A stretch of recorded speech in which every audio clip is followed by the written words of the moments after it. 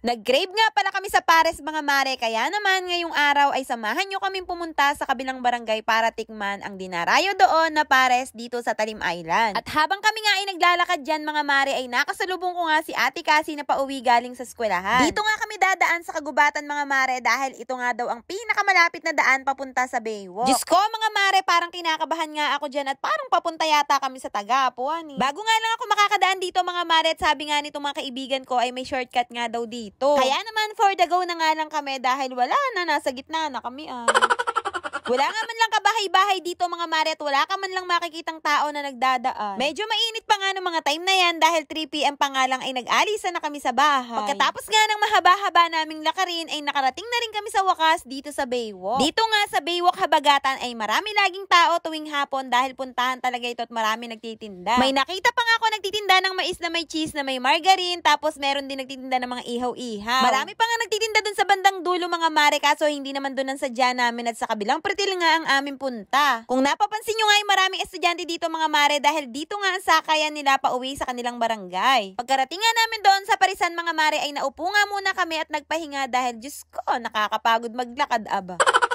Eto nga isa naming kasamahan ay nagawa pang magtagay mga mare dahil uhaw na uhaw nga daw siya sa alak. Tubig pala.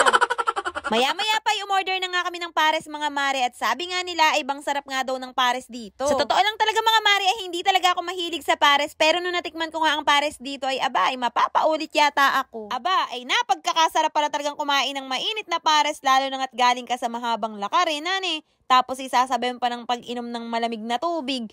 Ay inang!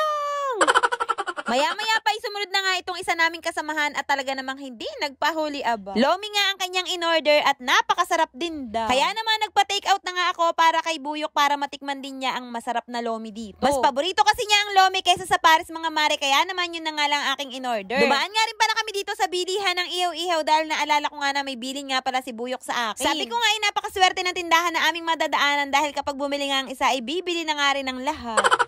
Pati nga rin itong mga sampalok na nagkalaglag ay hindi talaga namin pinalagpas at ginawa nga naming snacks habang naglalakad. Parang nga daw kami namista dyan mga mare at isa't isa ay may binalot.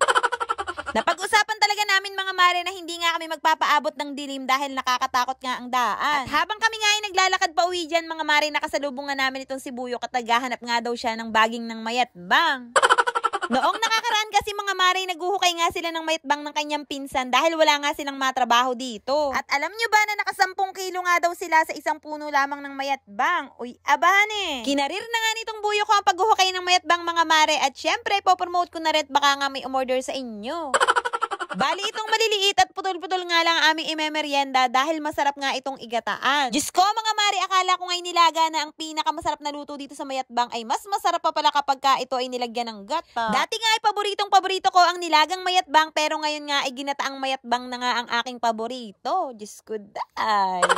Pagka nga natikman nyo ito mga mare ay talaga namang makakalimutan nyo ang pangalan nyo. Talagang hindi talaga ako nagbibiro, talagang napagkakasarap talaga aba.